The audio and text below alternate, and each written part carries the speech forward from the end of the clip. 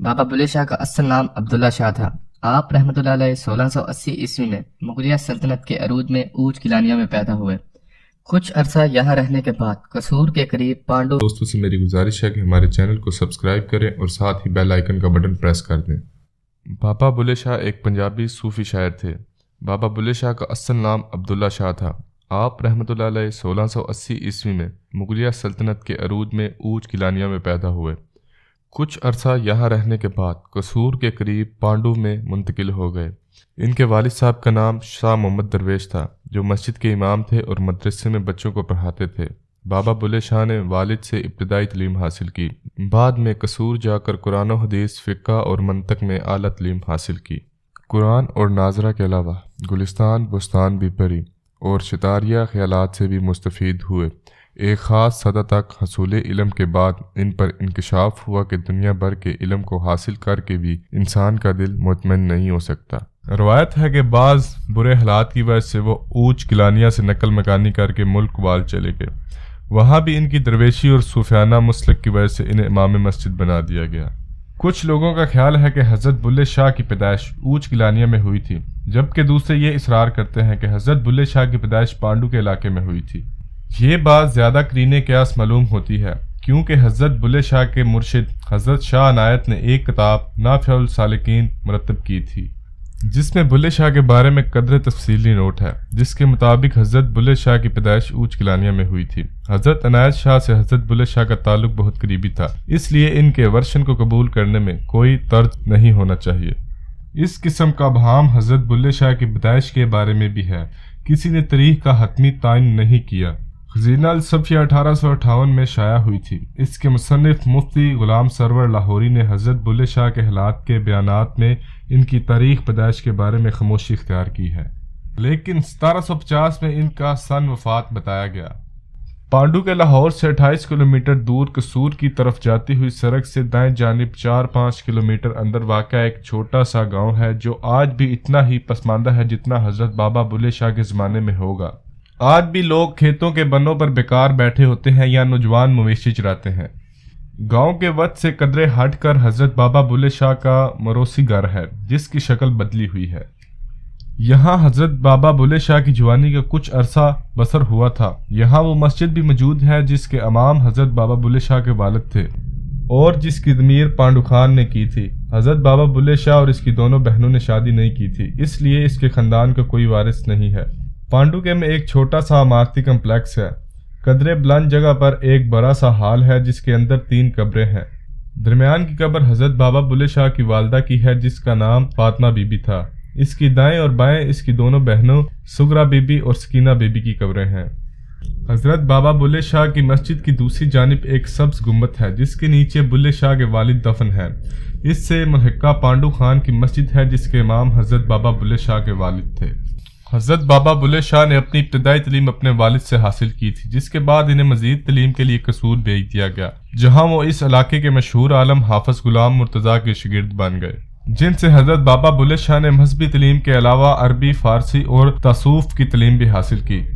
حافظ غلام مرتضیٰ سے حضرت بابا بلے شاہ کے علاوہ وارث شاہ نے بھی تعلیم حاصل کی۔ روایت ہے کہ حافظ غلام مرتضیٰ نے ان دونوں کے بارے میں کہا تھا، مجھے 2 شاگرد عجیب ملے ہیں، ان میں ایک بابا بلے شاہ ہیں جنہوں نے تعلیم حاصل کرنے کے بعد سرنگی ہاتھ میں پکڑ لی، اور دوسرا وارث شاہ جو عالم دین بن کر ہیر رانجھے کے گیت گانے لگا۔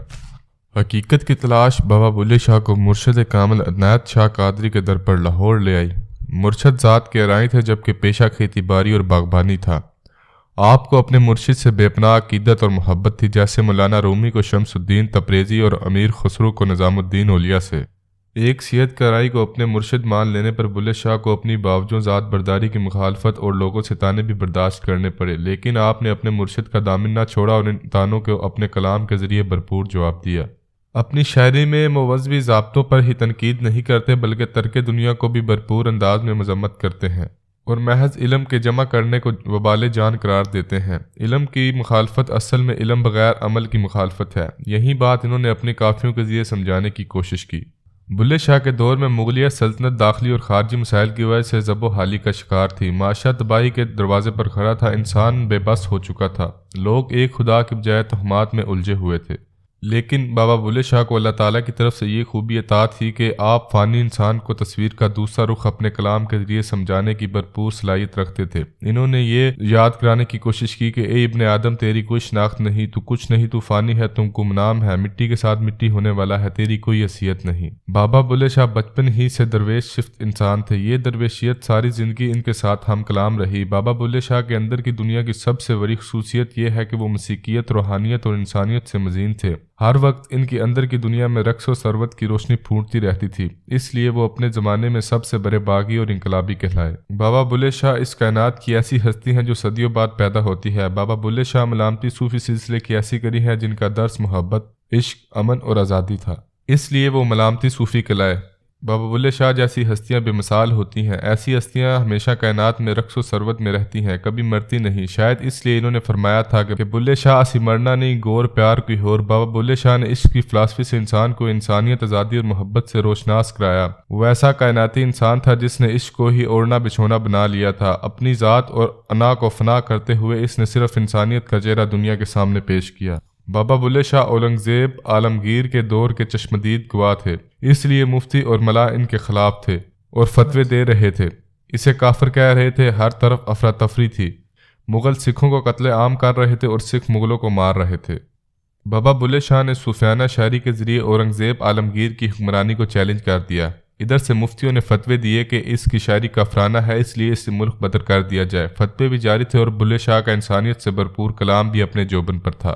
اب بابا بلے شاہ قصور کو خیر آباد کہہ کر لاہور آ گئے۔ عوام کو عشق، آزادی، امن، انسانیت اور محبت کا درس دینا شروع کر دیا۔ ریاست کے حکمرانوں اور ٹھیکیداروں کے خلاف آواز بلند کرنا شروع کر دی۔ اب ایک طرف اس دور کے انتہا پسند تھے اور دوسری طرف انسانیت سے مزین تصوف کا راستہ تھا، جس سے حکمران اور انتہا پسند خوفزدہ تھے۔ بابا بلے شاہ نے لاہور کے بعد گوالیار کا رخ کیا۔ وہاں انہوں نے رقص، سنگیت، راگ رنگ کی تربیت حاصل کی۔ اس سے اپنے مرشد کو منایا، جیسے وہ کہتے ہیں، کنجری بنیا میری عزت نہ گٹی، مینوں نچ کے یار مناوند۔ اصل میں بابا بلے شاہ کے کلام کے یہ معنی ہے کہ کوئی کمتر نہیں ہوتا، کیونکہ ناچنے گانے والوں کو کمتر سمجھا جاتا ہے، اس لیے ان سے نفرت کی جاتی ہے۔ تو بابا بلے شاہ ان سب کی آواز بن گئے اور کہا کہ انسان چھوٹا بڑا، اعلیٰ و ادنیٰ نہیں ہوتا، انسان سب برابر ہوتے ہیں۔ اسی وجہ سے طاقتور ریاست اور اسٹیبلشمنٹ ان کے خلاف تھی۔ اس وقت کے مفتیان نے فتویٰ دیا کہ یہ بندہ گستاخ ہے اور کافرانہ اشعار کہتا ہے، اس لیے اسے سخت سزا دی جائے۔ اس لیے بابا بلے شاہ پر مصیبتوں کے پہاڑ ٹوٹ پڑے۔ اب ایک بندہ شہر شہر گھوم رہا ہے، رقص کر رہا ہے، سنگیت کا عاشق ہے، انسانیت پرست ہے اور کہہ رہا ہے کہ میں رانجھا رانجھا کر دی، آپے ہی رانجھا ہوئی۔ ایسے شخص کو کیسے ریاست اور اس کے طاقتور حلقے آزادی اور بے باکی سے زندہ رہنے دے سکتے ہیں؟ وہ جو اپنے ہی آپ کو پہچان چکا تھا، جس نے خود پر یقین کر لیا تھا، جس نے اپنے انفرادی سچ پا لیا تھا اور اب وہ سچ شیئر کر رہا تھا۔ یہ سچ اب ریاست کے ٹھیکیداروں کے اقتدار کے لیے خطرناک تھا، اس لیے سب کے سب طاقتور بابا بلے شاہ کے دشمن بن چکے تھے۔ اس وقت لوگوں کو سمجھ آ رہا تھا کہ یہ درویش ایسا ہے جو مختلف بات کر رہا ہے۔ وہ لوگوں کو کہہ رہا تھا کہ لوگوں اپنے آپ کو جانو۔ وہ مفتیوں کے خلاف بات کر رہا تھا، ان کے اصولوں اور ضابطوں پر سوال اٹھا رہا تھا۔ عشق اس کی طاقت تھی، اسے مارنا مشکل تھا، اس لیے وہ ان کا مقابلہ کرتا گیا۔ اور اسی طرح بابا بلے شاہ کا انتقال 1757 عیسوی میں قصور میں ہوا اور یہیں دفن ہوئے۔ ان کے مزار پر آج تک عقیدت مند ہر سال ان کی صوفیانہ شاعری گا کر انہیں خراج عقیدت پیش کرتے ہیں۔ دوستو، بابا بلے شاہ کا ایک نمونہ کلام ہے، پڑھ پڑھ کتاباں علم دیاں تو نام رکھ لیا قاضی، ہاتھ وچ پڑھ کے تلوار نام رکھ لیا غازی، مکے مدینے گھوم آیا تے نام رکھ لیا حاجی، او بلیا حاصل کی کیتا جے تو رب نہ کیتا راضی۔